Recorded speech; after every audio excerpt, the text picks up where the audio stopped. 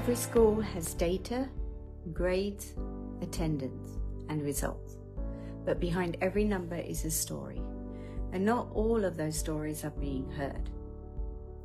My name is Dr. Sandy Bansal, and I am a head teacher at Kaboja International School in Kampala in Uganda.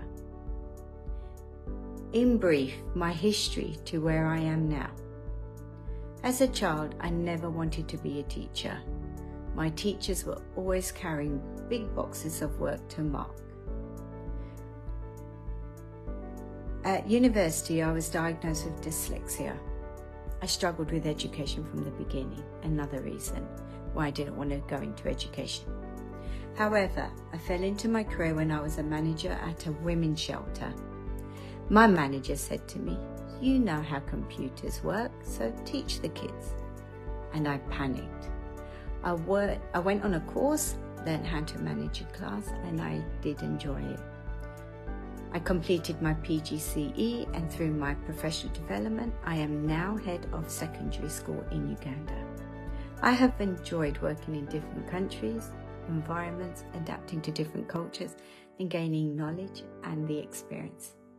But more importantly, I work with human stories every single day.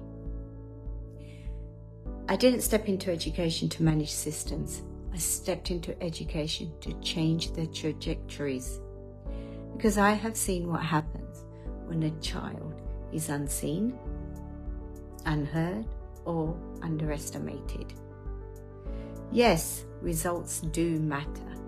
The more achievements, higher grades, the more students are through your doors. But every child can achieve in their own way. A student who was told once that her English was not good enough and she would never get anywhere, which was by her the careers advisor, is now fulfilling a career as a computer science teacher. She said, because I was the only one at that time that was able to guide her. I wasn't there to have that shining moment. However, I changed how I lead, how I teach. I stopped asking, how do we improve results, and started asking a question, whose story are we ignoring? Elevating human stories is not about inspiration. It is about responsibility. I have 3 concrete lenses. I see a student's behavior is not often a language. We only respond to performance, but we do miss the message. So let's listen to that. 2, safeguarding. It's not policy, it is a culture. People speak when they feel safe, not when they are told to. And 3, leadership is not about being the loudest voice in the room. It is about making sure the quietest voice is heard.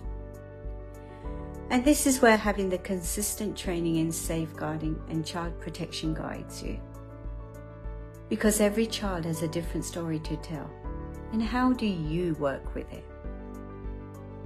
There was also once a student in one of my schools who on paper was simply labelled difficult, disruptive in lessons, frequently removed from class, and falling behind academically.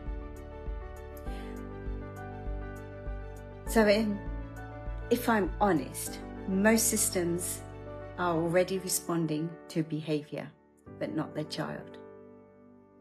But I knew something didn't sit right with me, because behavior is communication. So instead of giving another sanction, I made a decision to listen with my team. It wasn't a formal meeting. It was not with a clipboard. It wasn't writing notes. What we did, we had a conversation. And what we discovered changed everything. This wasn't a difficult student. This was a young person dealing with challenges far beyond the classroom. There was instability at home, pressure, silence, and school was the only thing that had become a place for him where struggle was visible. We shifted our approach. We created consistency, not punishment. We built trust, not fear. And we ensured safeguarding support was in place. And most importantly, we gave that student a voice. The change wasn't instant and it wasn't perfect. But slowly what we saw was the disruption reduced and the engagement was increased. His confidence grew, and for the first time, that student was no longer trying to be seen through behavior, because they were finally being heard as a person. That experience reminded me of something very critical.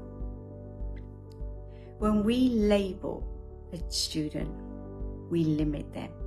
But when we listen to their story, we unlock them.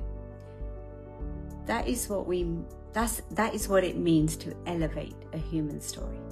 Not to rescue, not to excuse, but to understand and respond with purpose. This is not a story in one school or in one country. This is a global reality.